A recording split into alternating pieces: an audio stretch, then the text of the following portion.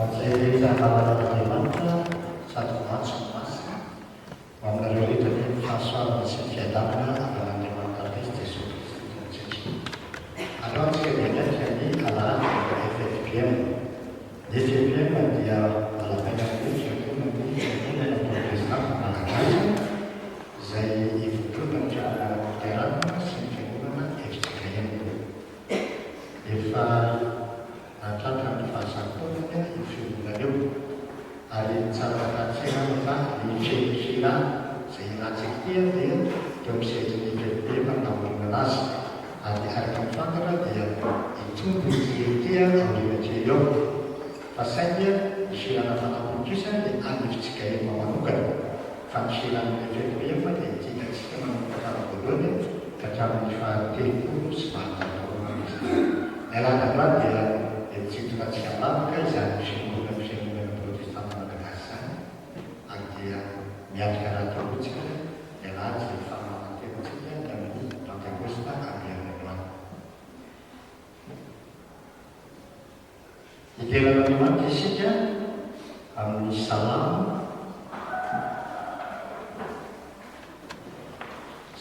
fahaenina atontsika ny voalohany ka hatramin'ny fahaenina dia ohatrantsika mihira falamo fahavalo ialantsika isika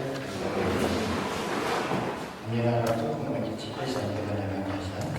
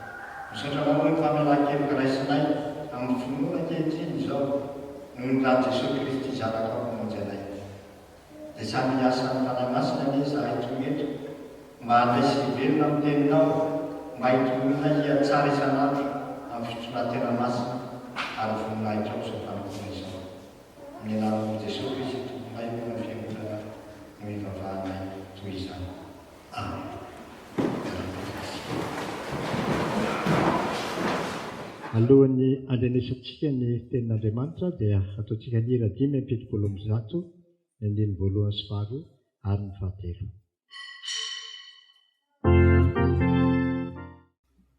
Dia rivavaka sika tompo.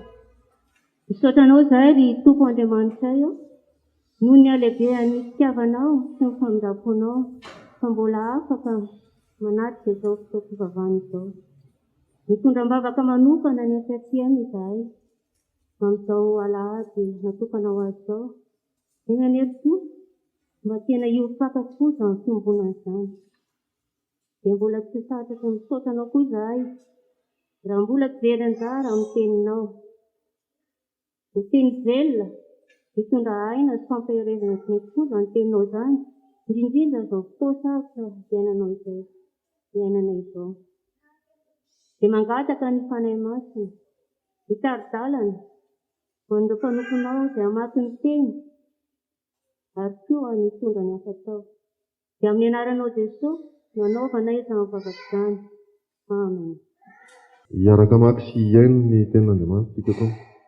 Izany dia hita ao amin'ny testamenta taloha izay nosoratan'i Samuela. Samuela faharoa, toko 7:20, raisiny eo amin'ny andininy. Raisiny eo amin'ny andininy voalohany ary hatramin'ny fahafito. Samuela faharoa, toko 7:20, raisiny amin'ny andininy voalohany hatramin'ny fahafito. Rehefa hita dia arahana mamaky amin'ny anaran'ny Tompo. Ary izao ny farateny nataon'i Davida. Hoy Davida zanaky Jese, dia ny lehilahy izay voasoratra ho ambony, ilay voaositry ny andro.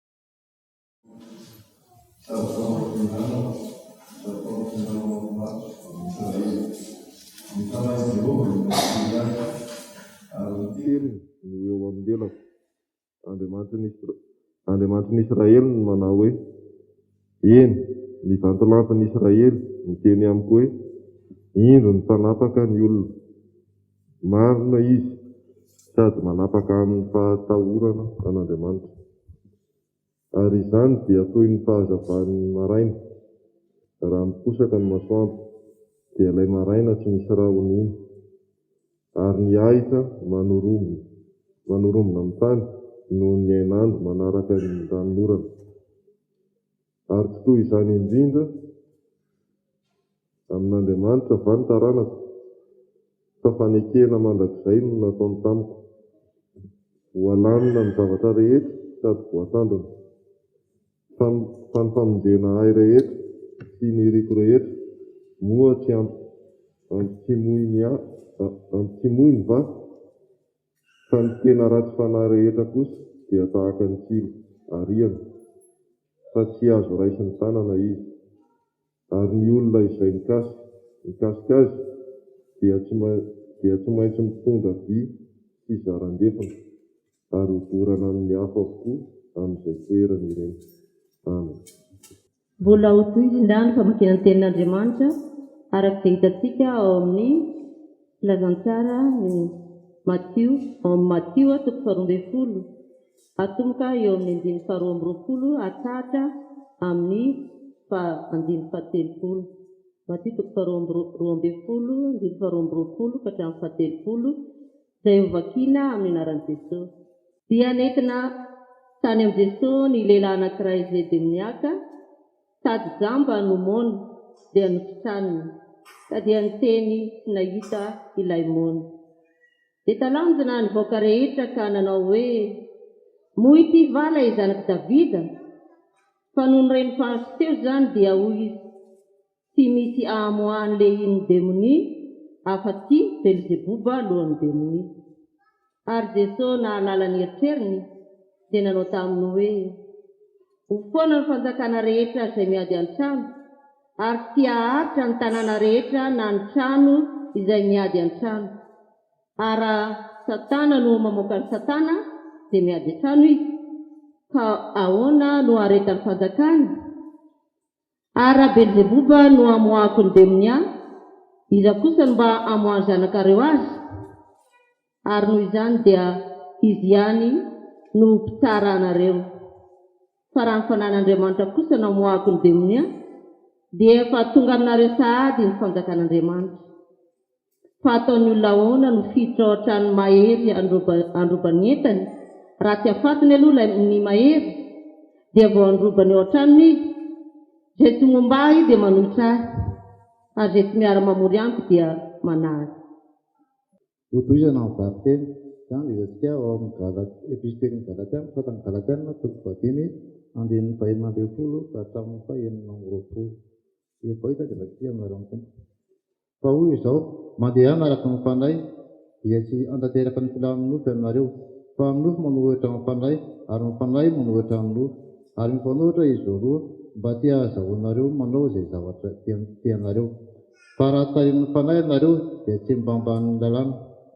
Fa ihany ny asa nofo dia izao: ny fijangajangana, fahalotona, jejojona, fanompoan-tsampy, fanaovana ody ratsy, fandrafiana, fifandirana, adilay, fiafonafonana, fifampiadaniana, fisarahana, fikohana, fialonana, fahamamoana, filalaovan-dratsy. Ary ny toy izany dia lazaiko aminareo rahateo tahaka ny lazaiko fahiny koa fa izay manao izany dia tsy andova ny fanjakan'Andriamanitra. Fa ny vokatriny fanahy kosa dia ny fitiavana, ny fifaliana, fiandaniana, faharopo, famonoam-panahy, fanaovam-bato, fahamarinana, fahalemeham-panahy, fahonam-po. Tsy misy lalàna manoatra izany, fa izay an'i Kristy Jesosy dia efa nanombony nofony mba ny faniriana sy ny filàna tamin'ny hazo fijaliana. Raha velona ny fanahy isika dia aoka handeha araka ny fanahy. Aoka isika tsy handrany tena foana fa hifampiaika sy hifampiarona. Ray Masino manasinana amin'ny fahamarinana, terinao amin'ny fahamarinana. Amen. Zava-malala, raha nahatsapa tsara tsika dia tamin'ity volana metia dia ny aina sy ny lona indrindra tamin'ny asan'ny fanahy masina. Ary manomboka izao ary mandritra ny herinandro ity indray dia voamay ho mafimafy kokoa ny fiatentsika izany satria sady hiatrika ilay herinandro masina tsika ary amin'ny herinandro any dia hiatrika ihany koa ny Pentekosta. Noho izany mamelà raha toka somary ampibanjina antsika vetivety ny lalana izay nidiavin'ny fanahy masina nandritra izay fotoana maro izay. Ao amin'ny testamenta taloha dia tsy mitsahatra ny fanahy masina niasa. Mbola tsy teraka Jesosy Kristy dia efa niasa foana ny fanahin'Andriamanitra. Irahan'Andriamanitra ny fanahy teo amin'ireo mpaminany, teo amin'ny zanak'Israely, teo amin'ny olon-tsotra tamin'izany fotoana izany. Ary amin'ny perikôpy androany izay tao amin'ny testamenta taloha dia ahitantsika ny Davida, izay faratenin'ny Davida hozy izy dia misy tenin'ny Davida ao, ary ny tenin'ny Davida ao dia hozy izy hoe ahoana hozy izy ny teniny ao? Fa ny fanahin'i Jehova no mampiteny ahy. Davida zany dia efa nahatsapa fa efa nampitenen'ny fanahy izy. Tao amin'ny testamenta vaovao no tena ahitantsika bebe kokoa ny asan'ny fanahy masina. Tao amin'ny testamenta vaovao dia nisongadina indrindra ny asan'ny fanahy masina miaraka tamin'i Jesosy Kristy. Satria raha voateraka Jesosy Kristy dia hoy ny voasoratra hoe notorotorona tamin'ny fanahy masina nateraka Maria Virjina. Taty-oriana kely tao amin'ny batisana natao batisy Jesosy dia voalaza fa nosorana sy natafin'ny fanahy masina ery tamin'ny alalan'ny voromalala izy. Taorian'izay indray rehefa nalain'izay voro fanahy tany anefitra Jesosy dia voalaza koa fa nitarihiny fanahy sady fen'ny fanahy izy talohany nanogirany teo amin'ny fakim-panahy izay nataony devoly taminy. Ary io fotoana anankiray izay nisiny fakam-panahy nataony devoly tamin'io dia atsika eritreretina tahaka izao ataontsika izao dia atao hoe manao confinement Jesosy tamin'io. Ary confinement spirituel no ataony. Tsika amin'izao fotoana izao dia manao ilay ataontsika hoe confinement sanitaire. Fa ny azy kosa dia confinement spirituel atao anatin'ny 40 taona, 40 andro tsy ny sakafo. Kanefa izay indrindra no nentin'ny fanahy mba hitsapana sy hahafantarana ihany izay hery ny fanahy masina izany izay nampiarina tamin'i Jesosy Kristy.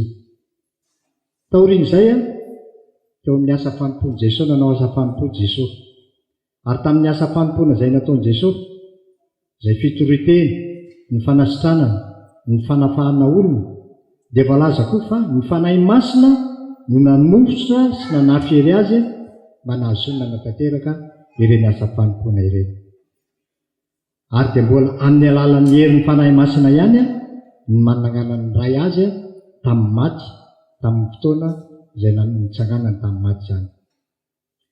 Rehefa avy eo rehefa nakariny fanahy masina tany an-danitra Jesosy dia ny zavatra nataony dia naka ny fanahy masina tamin'ny rainga ary dia nandrotsaka izany tamin'ny mpianatra tamin'ny andro pentekosta ary tamintsika koa mandraka ankehitriny.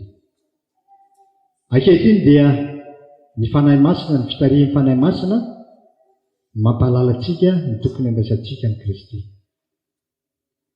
Ary mbola izany fitarihan'ny fanahy masina izany koa no mitarika ny fotsika hiatrika indrindra ny fiverenana, dia ny fiverenan'i Jesosy Kristy aka ny olona.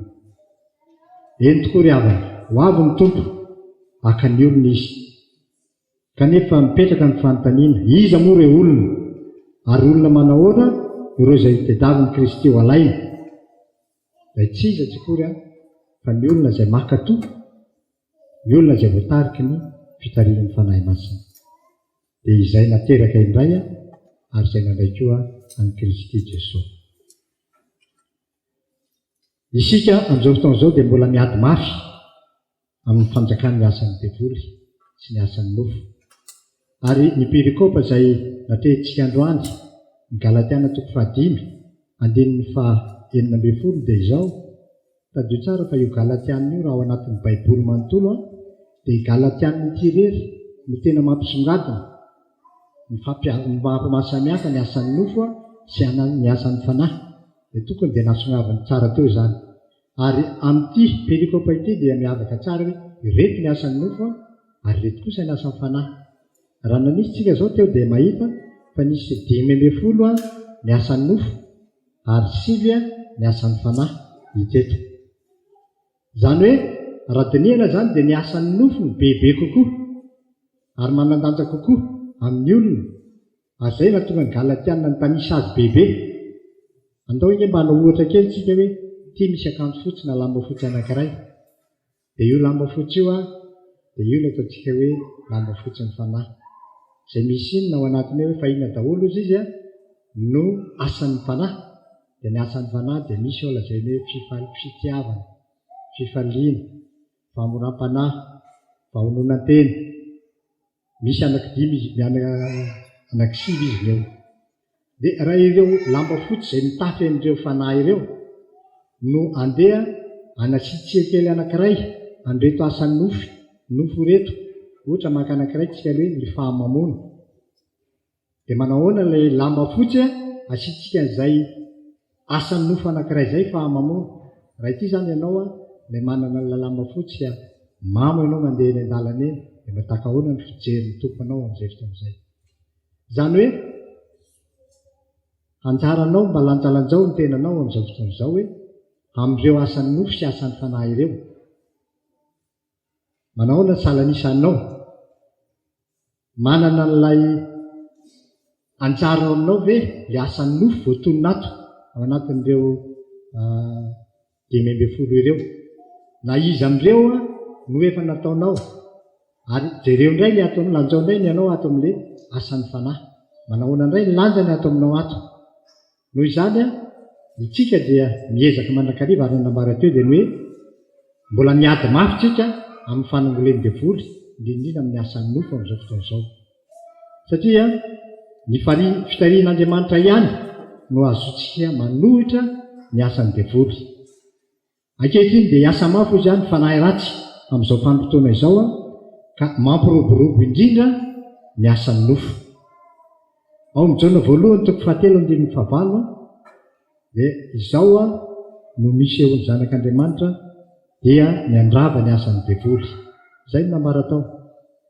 Ary hoy Jesosy ao amin'ny perikôpantsika vao nivakina teo Matthieu 12:17 manao hoe fa raha ny fanahin'Andriamanitra kosa no mahako ny demonia dia efa tonga aminareo sahady ny fanahin'Andriamanitra. Eo amin'ny Paoly ato anatin'ny Galatiana dia mampiseho indrindra ny tokony handehanantsika araka ny fanahy. Fantatra fa sarotra ny asa-panavotana nalefa ny fanahy rehefa hiakatra Jesosy. Ka na Jesosy aza dia nahatsapa fa hoy Jesosy tamin'ny fotoan'andro rehefa hiakatra izy hoe mahatsara anareo ny fialako.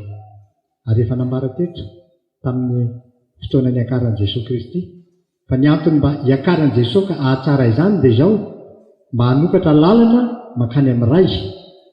ho an'ny mino, mba hanamboatra fitoerana ho an'ny mino, ary indrindra mba haniraka ny fanahy masina ho an'ny mino. Izay nahatonga azy ny teny hoe mahatsara anareo ny fialako. Ka rehefa tonga ny fitarihan'ny fanahy masina dia mila katoavina izany. Mila katoavina izany satria ny fitarihan'ny fanahy masina no azotsika mandray ny Kristy fa kely ery isika. Hoy ny tenin'ny soratra masina amin'ny Jaona voalohany 2:20, fa izay rehetra nandray azy dia nomeny hery ho tonga zanak'Andriamanitra. Saingy izao marina fa hoe akatoavy ny fitarihan'ny fanahy masina, fa izay izao no takelantsika. Izany fankatoavana izany dia tahaka ny hoe misy didy, misy lalàna dia akatoavana. Ohatra izany amin'izao fotoana izao dia hoe samy mba manao kasibosy daholo tsika, dia ny anjarantsika dia mankatoa, na dia tsy sitratsika ary izany dia tsy maintsy akatoavina satria heverina fa mahasoa. Dia tahaka izany koa ny fitarihan'ny fanahy masina, mila akatoavina izy. Kanefa kosa alohan'ny akatoavana azy dia izao, meteza aloha handray izany fitarihan'ny fanahy masina izany. Meteza handray. Ary alohany rehefa manaiky handray azy tsika dia mangatà amin'Andriamanitra izany fitarihan'ny fanahy masina izany. Sarotra mantsy izy io indraindray. Misy olona tsy mino hoe fitarihan'ny fanahy masina iny ka mahavita zava-dehibe eo amin'ny fiainan'olona tsirairay avy, eo amin'ny fiainantsika maha kristianina tsika.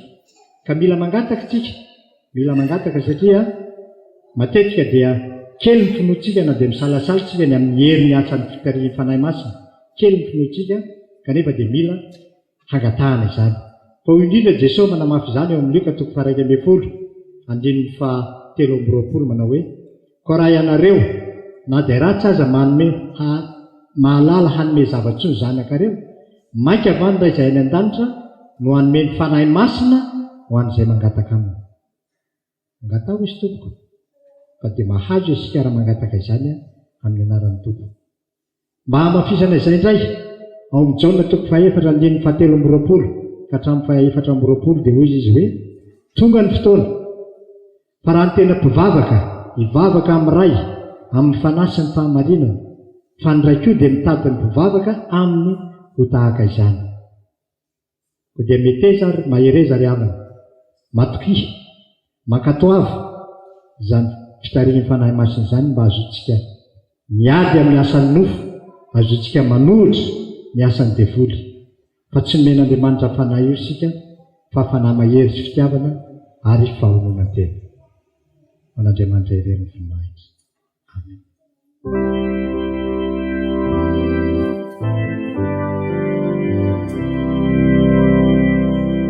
Mivavatsika roa misotranao izay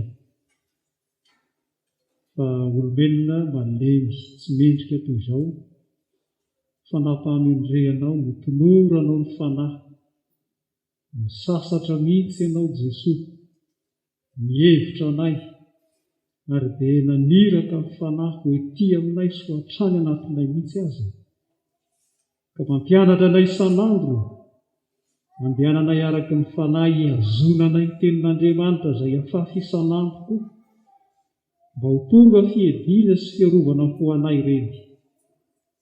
Misaotra Tompo fa mandra-pahatonga ny farany dia ny fanahy no miasa ety aminay, ny fanahy no mampianatra anay, ny fanahy no mitara-dalana anay eo amin'ny Kristy Jesosy, fa hanananay ny tena fiainana ny fandresen'izao tontolo izao. Maro ny fakapanahy manodidina anay, maro ny zavatsarotra miatra aminay, isan'andro izao misy foana ireny. Tompo, dia mba ataovy isan'andro koa nitokianay ny fanahy izay mamonjy ny fahalemenay rehetra.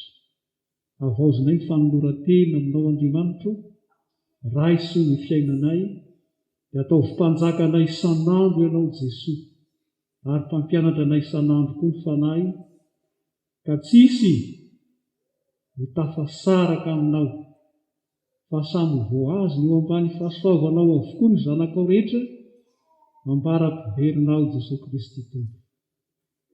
mivavaka izay tompo ho an'ny sampana eto amin'ny fiangonana, ny sampana rehetra mihitsy. Tsaroanay ny fiatony miasa, tsaroanay ny mety fangatsiahana azy.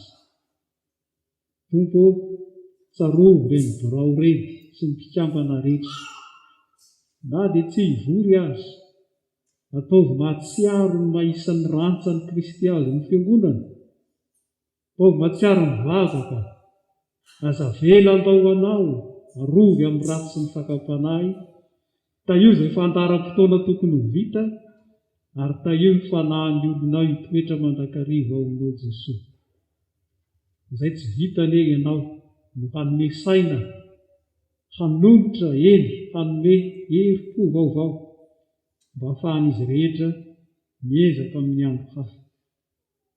Mivavaka izay Andriamanitra amin'ny asan'ny fiangonana, ny fanatsarana, misaotra indrindra ny amin'ny fanomezanao na azona manao tonona ao anatin'izao fotoan-tsarotra izao. Tompo, amin'ny fotoana tohitony indrindra no hanamafisanay.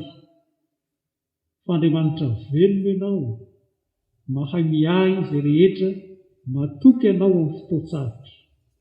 Ny fahafoizana rehetra, ny fanomezana rehetra, dia hitahinao ny tananay, ny fiainanay, ny fahasalamanay, ny tokantrano, izay rehetra atao, ny tena asa vavolombelona tokoa, fa na dia fotoan-tsarotra azy. Indro mahavita ny zanakao, ataovy mifady sy miravoravo amin'ny fahasoavanao izay. Mivavaka izay Andriamanitra ary tsy adinonay ny mpanomponao rehetra izay nandray fahasoavana, ka nahatsiaro ny saotranao sy nganina amin'izany ny mpivady izay feno efapolo taona ny fanambadiana. Fahasoavana izany Tompo nomenao azy, nisaotranao izy, dia hamarinonao amin'ny fiainany ny teny izay efa noraisiny manao hoe fa ny fahasoavan'Andriamanitra no mahatonga izao anay. Dia ho toy izany tokoa izy isanandro, irehareha ny fahasoavanao ary ho velona sy haharitra amin'izany. Apetraka eo aminao Jesosy ny fiainany, fitohizany, fifankatiavany, ny tokantrano, ny harizony anakavy, terizo amin'ny anaranao Tompo afahanao reo. Naiza koa Tompo tokantrano kristianina, mpivady rehetra, irinay mba hitoetra mandrakariva ambany fahasoavan'i Jesosy, iravoravo amin'ny fitiavana, ary hifaly sy saotranao koa noho ny faharetan'ny fanambadiana sy ny fifaliana ao anatiny. Arovo tsy ho ravo ireny, ary taio sy ambino mba hisaotranao sy ho ambinina amin'izay tokony ho anazy rehetra. Mivavaka hatrany izay ho an'ny firenena, eny, tsaroanay fa mitombotra ireo marary eo amin'izao aretina mamely ny firenena izao. Tompo, manana ny hevitra hiverana anay ianao, tsy hahatonga loza fa fiadanana. Meo hery hatrany ny mpitsabo, ary arovy hatrany ny ain'ny olonao mba tsy ho very. Aoka hita fahasitranana izay marary, ary ny mpitsabo dia homenao mandrakariva ny fitiavanao sy ny faharetana, satria manompo anao sy manompo ny malagasy reny. Ka io mitondra fanjakana izay fandamina tsy maintsy atao, ampianaro atahotra an'Andriamanitra ary atoky anao koa amin'izay rehetra atao, mba hitondra fitahiana ho an'ny firenenay, na ny ataon'ny mpitondra fanjakana, na ny ataon'ny fiangonana, na ny ataon'ny isam-batan'olona rehetra. Tompo, ankinonay feno an-tananao ny fianaran'ny mpianatra rehetra sy ny tanora ary ny ankizy, ary apetraka eo an-tananao koa ny asan'ny ray aman-dreny, izay very asa aza mba hita izay tokony ho anazy, ary izay efa nahita dia ampianary hisaotra sy hatoky anao. Misaotra anao izay Tompo, ny amin'izay rehetra efa nataonao sy mbola ataonao amin'ny fiainana tsirairay azy izao. Ary akambanay izany vavaka izany, amin'ny vavaka nampianarin'i Jesosy manao hoe: rainay ao izay ny an-danitra, vao masinina ane ny anaranao, tonga ane ny fanjakanao, atao ane ny sitraponao, ety an-tany ho tahaka ny any an-danitra. Omeo anay aloha ny amina sahaza ao anay, ary mamela ny elokay tahaka ny namela anay izay meloka taminay, aza mitondra anay amin'ny fakapanahy, manafahanay amin'ny ratsy, anao ny fanjakana sy ny hery, anao ny voninahitra mandrakizay. Amen. Misaotra an'Andriamanitra ry avana, ary misaotra antsika rehetra noho ny fahafoizana fa nahavita vitsika noho ny amin'ny tompo sy ny herin'ny fanahy masina, dia mifalifa nahavita toy izany tamin'ny fotoan-tsarotra toy izao dia mahereza mankasitraka antsika rehetra ho voninahitra Andriamanitra hatrany ny vitantsika. Afaka pitehaka ve?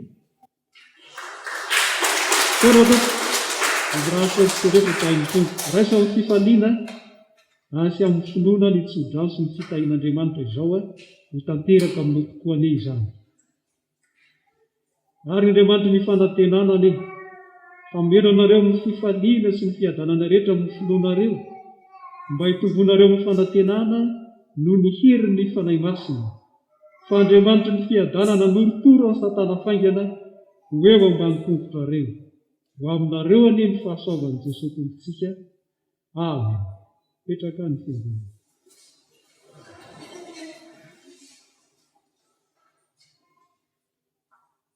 Ho an'Andriamanitra irery ihany ny voninahitra, amin'ny anaran'ny Ray sy ny Zanaka ary ny fanahy masina. Amen. Eto dia mirary soantsika rehetra mandehana amin'ny fifalian'ny tomponao. Ny mitehaka azo atao fa ny fandray tanana no tsy mety. Eny avy aminao ny fiadanana.